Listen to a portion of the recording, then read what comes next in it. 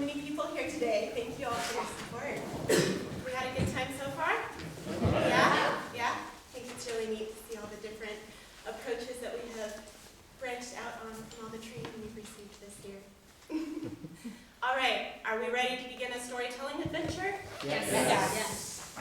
Don't sound very ready. Are we ready to begin a storytelling adventure? Yes! All right, yes. Here we go. There once was a meadowlark who lived down by where a river bends.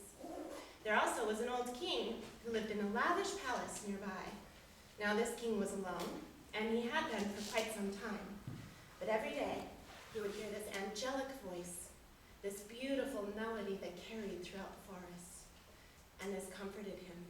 It pleased him greatly, and it brought him joy. So much so that one day he decided he must set forth in search of this beautiful melody's owner. He left his palace, and being drawn by the sweet call of the meadowlark, he went out down through the trees into the river's bend, and there he found her.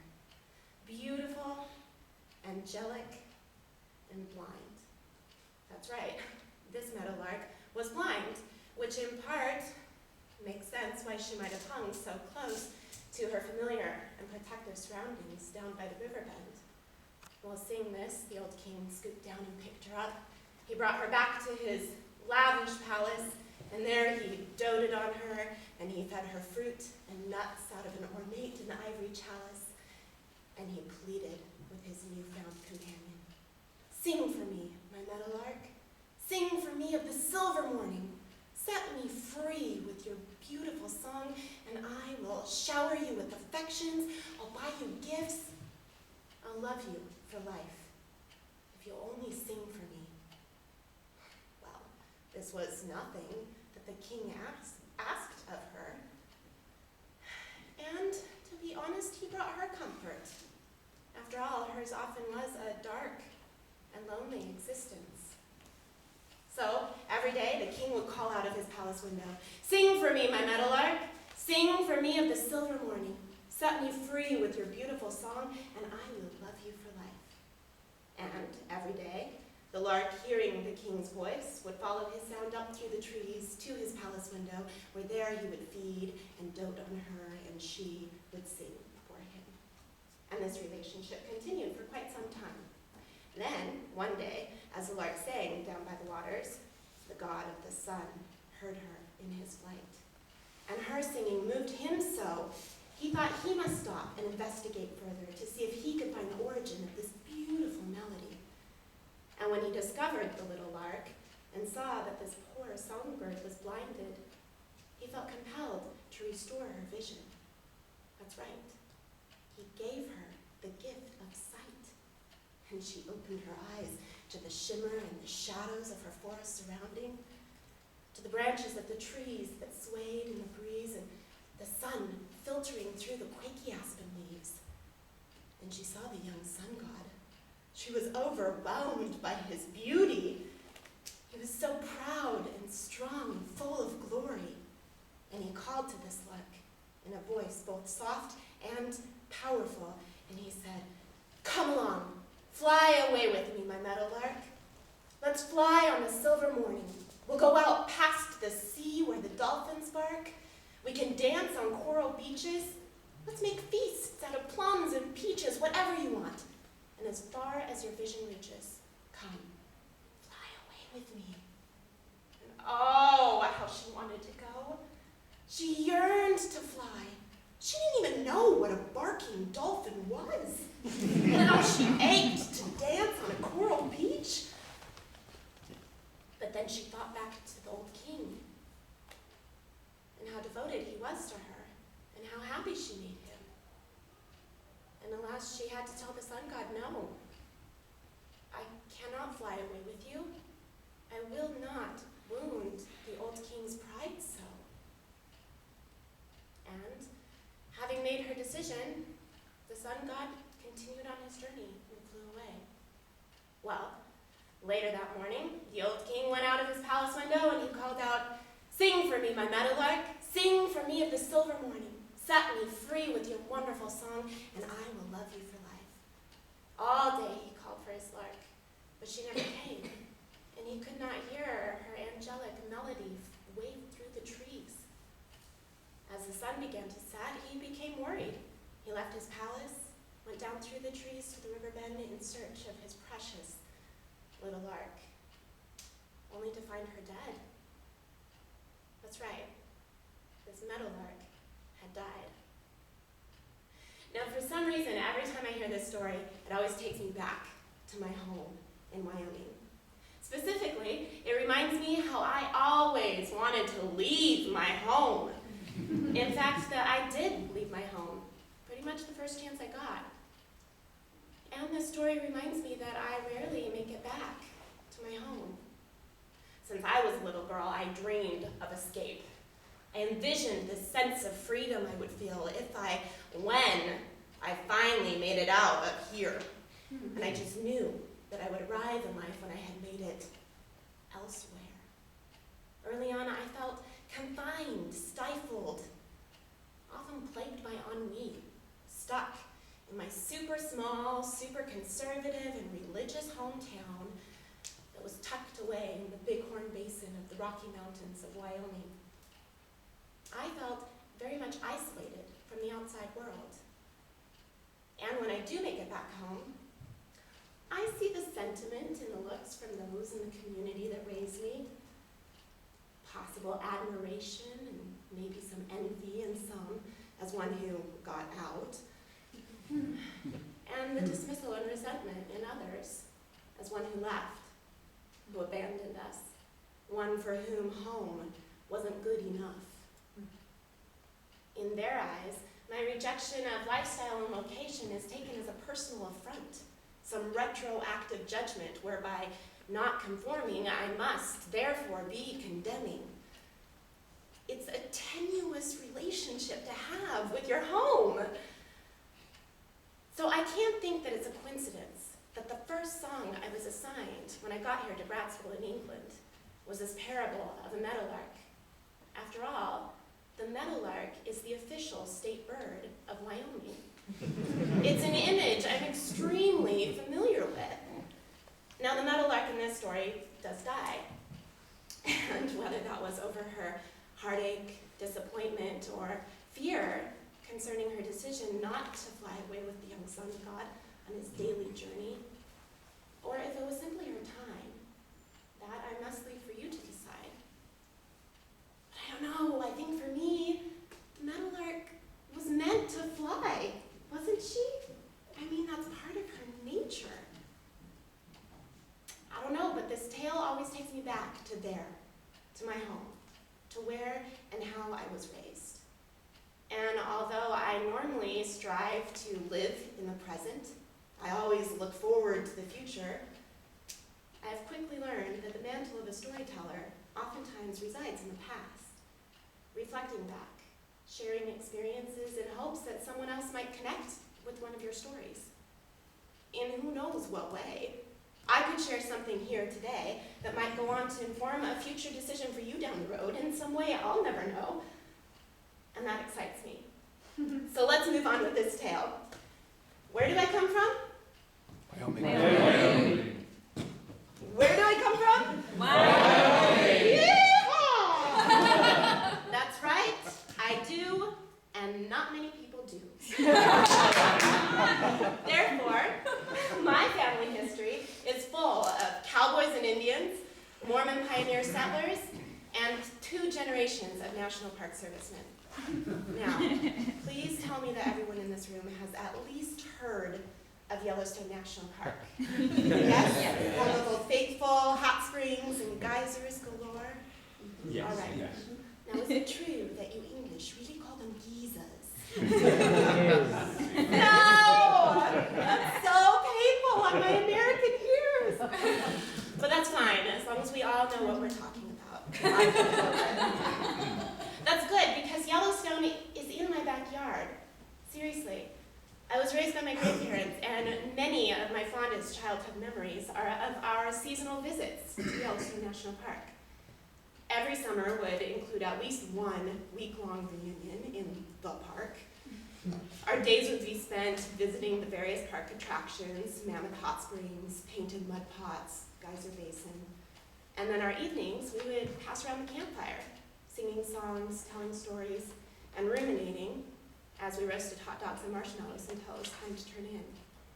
And as fond as these memories are, this was such a heavily repeated incident that most of them are quite vague.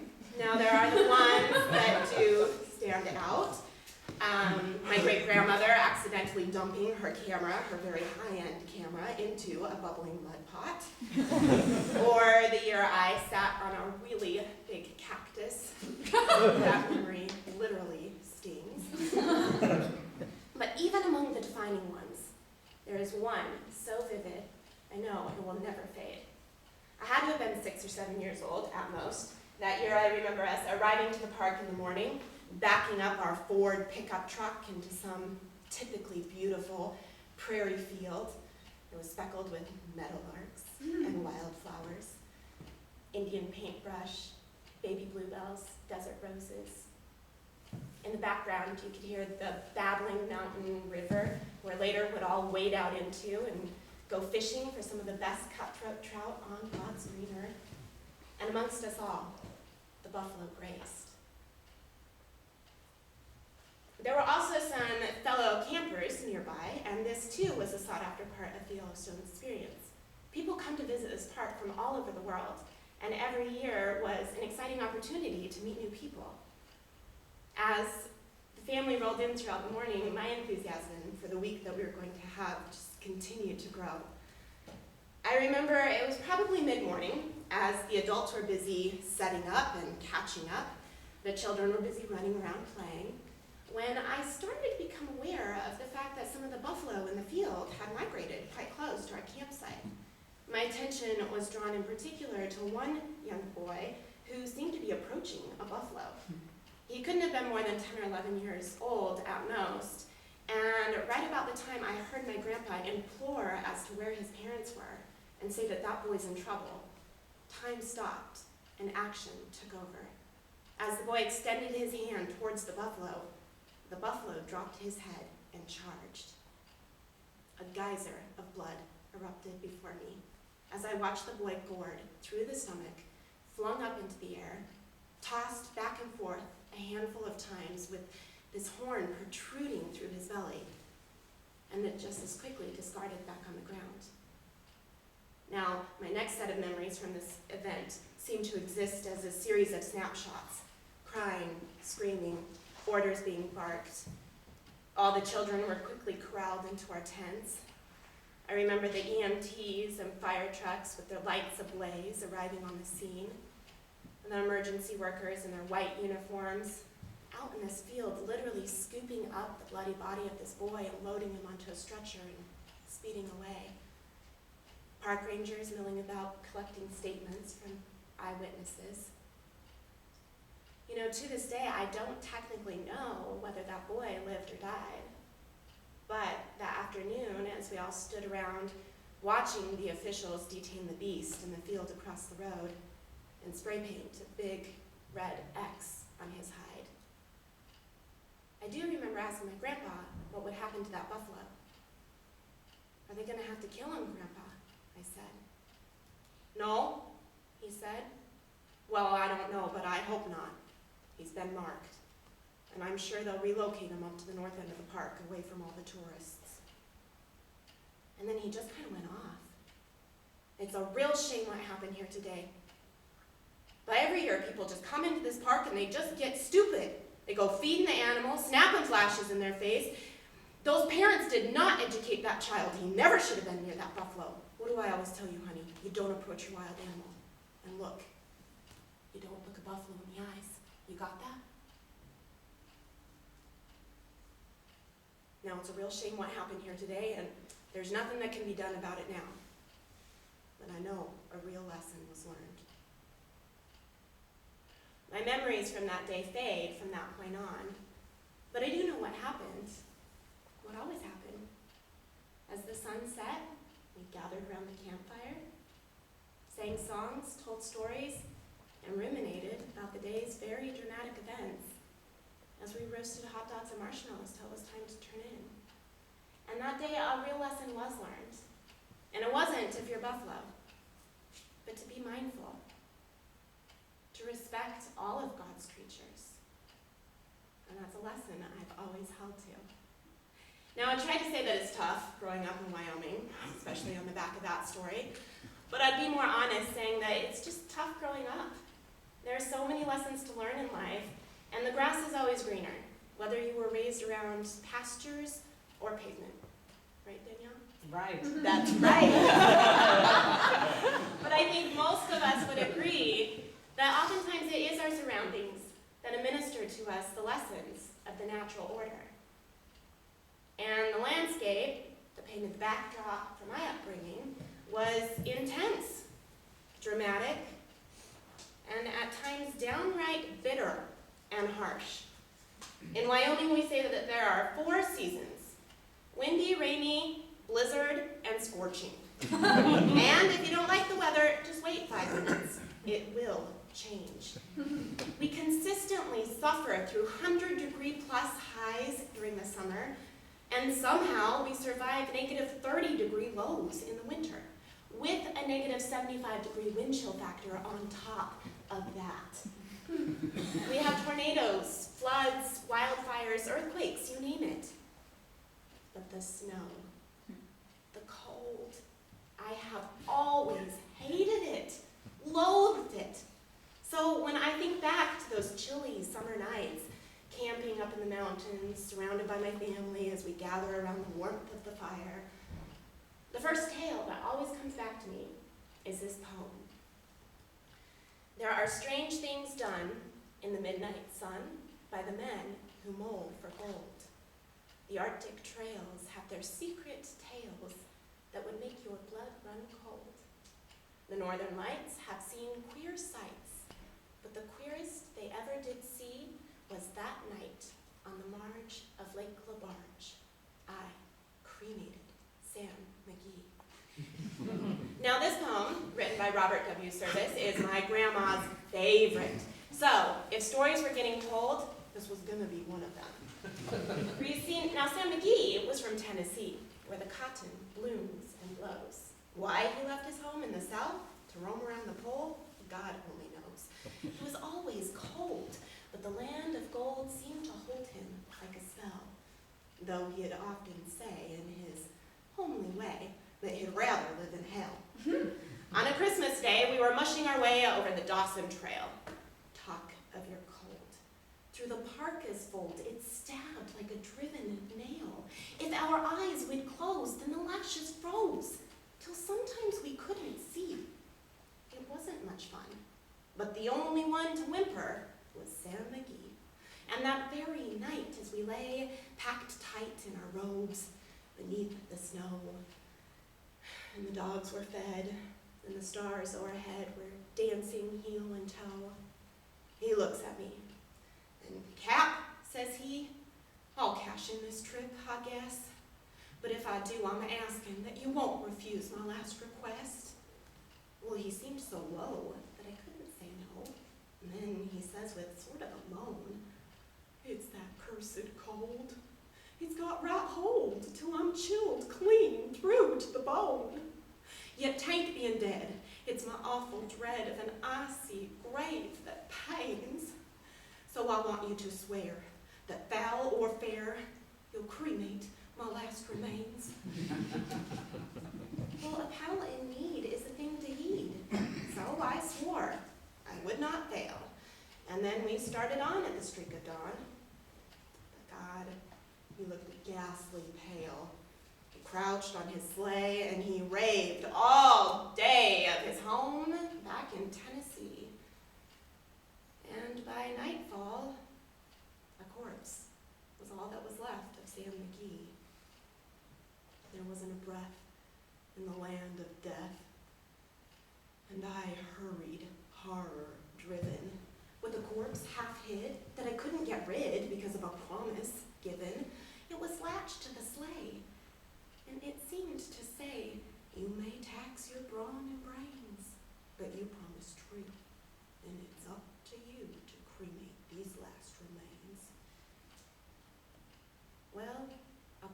made is a debt unpaid. And the trail has its own stern code. So in the days to come, though my lips were dumb, in my heart, how I cursed that load. In the long, long night, by the lone firelight, while the huskies round in a ring howled out their woes to the homeless snow. Oh, God, how I cursed that thing. And every day the quiet clay seemed to heavy and heavier grow. Yet on I went, though the dogs were spent, and the grub was getting low. The trail was bad. I felt half mad. But I swore I wouldn't give in. And I'd often sing to the hateful thing, and it hearkened with a grin, till I reached the marge at Lake LaBarge, and a derelict there lay. It was jammed in the ice, but I saw in a thrice that it was called the Alice May. I looked at it, I thought a bit, then I looked at my frozen chum. And here, said I, in an excited cry, is my crematorium. Some boards I tore from the cabin floor, and I lit the boiler fire. Some coal I found that was laying around, and I heaped the fuel higher. The flames soared, the furnace roared.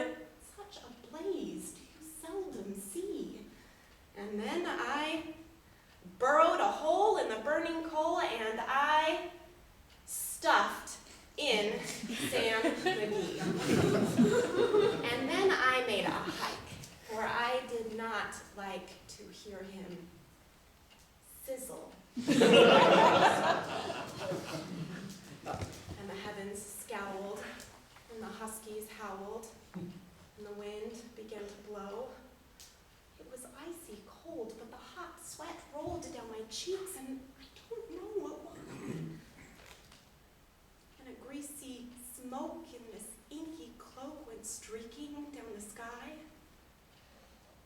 I do not know how long in the snow I wrestled with grisly fear. But the stars came out and danced about. Ere again I ventured near. I was filled with dread, but I bravely said, I'll just take a peek inside. I'm sure he's cooked. And it's time I looked. And then the door I opened wide, and there sat Sam, looking cool and calm in the heart of the furnace roar. He wore a smile you could see a mile. And he said, please close that door. It's mighty fine in here, but I greatly fear you'll let in that cold and storm.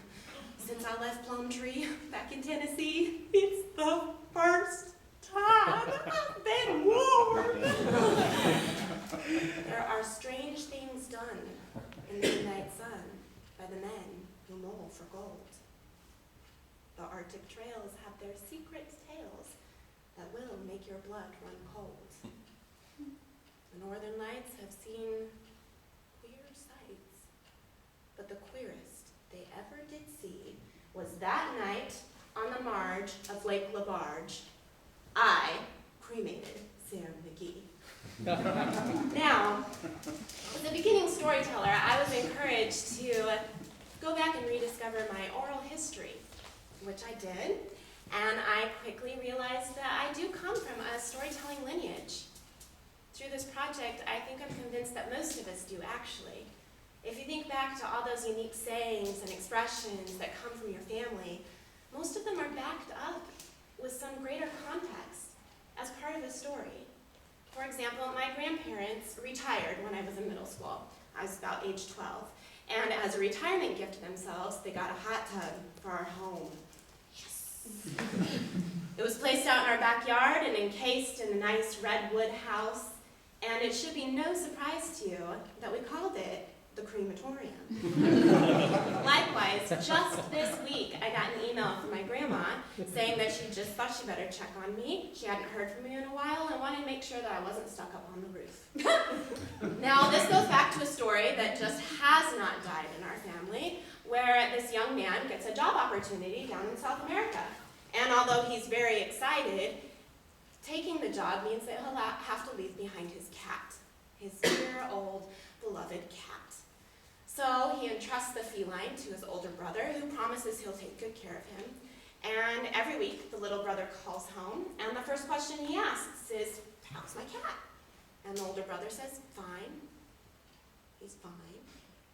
Oh, okay, that's great. How's Mom? Good, she's real good. And Grandma? Yep, everyone doing well here. As you can see, this brother wasn't really great with words. So every week, the younger brother would call home, and every week, the conversation would go in a similarly disappointing manner. And one week, the younger brother calls home, asks, "How's my cat?" And the older brother says he died. "What?" squeals the younger brother. "What do you mean? How did he die?" "I don't know, he just died. It must have been his time." "Well, you know how much I love him. You can't just tell me my cat died like that." "Well, what would you have me do?" the older brother says. Heartbroken, the younger brother says, "Well, first I probably would have started off by saying, that like he climbed up on the roof and he was stuck, but we had called the fire department and they were on their way over, and I'm sure we'll get him down. And then when I called to check up on everything, then you could tell me that, well, we got him down off the roof, but he did sustain some injuries in the process. However, we're all praying for a full recovery." And then the next time you break it to me and you say that he fought with everything he could, but he just didn't make it. "All right, well, I am sorry your cat died." And they get off the phone. So the next week, the younger brother calls up. "Hi." "Hi. Well, how's Mom?" "Mom's good." "Great, well, that's good. And Grandma, how's she doing?" "Well..." "Climbed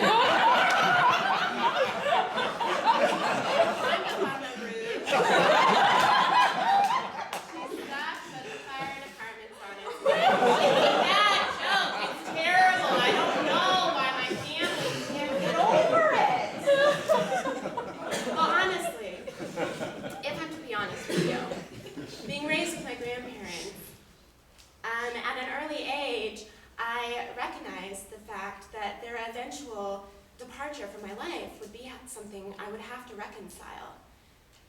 And this joke has gotten us through so many different experiences over my adult years, through illnesses and injuries, surgeries, procedures. These stories are escorts for our life. I did move away from home to go to school when I was 17 years old. And with that, I carried a sincere fear that I would lose my grandparents while I was away. And this joke, in many ways, helped prepare me to face that fear. Last month, my grandfather, the one who raised me, the one I named my son after, he did climb up on the roof while I was an ocean away working on my master's degree. And what can you say? At 87 years old, it was definitely his time. But it's in these moments where normal talk breaks down that we turn to the language of story to express extreme truths, both the bitter and the joyful, that are all part of this human experience. And so as cheesy as that joke is, I must be grateful that our family has this language of story, and that here, even today, it's helping us get through this very tender and delicate time. Now, since I started the storytelling adventure here in Birmingham, the question I always get asked is how and when you got into storytelling. And every time I struggle to generate a response. How I got into storytelling? I don't know. It was how I was raised, where I was raised, who raised me. It was up on those mountains, camping with my family. Stories were always being told. And as for when I got into storytelling, Well, that didn't happen until after I left. I flew away, unlike my meadowlark. And it wasn't until after I flew away, a long time after, that I finally began to realize that I carried with me, on the backs of my wings, stories of everywhere I've been. I carry with me my home. Recently, I simply decided to concede to a strong internal desire to release my family's body of oral history and start to share it with others. Now today I've only been able to share a handful of stories with you, but doing so has brought me so much joy. I feel so filled with love and pride for where I come from. And I hope that I have inspired in you guys a strong internal desire to look back through your family's oral history. Share a story with someone else. And my hope is that you, like I have discovered, will learn to find the joy of nurturing your storyteller within. Thank you guys so much for sharing this experience with me.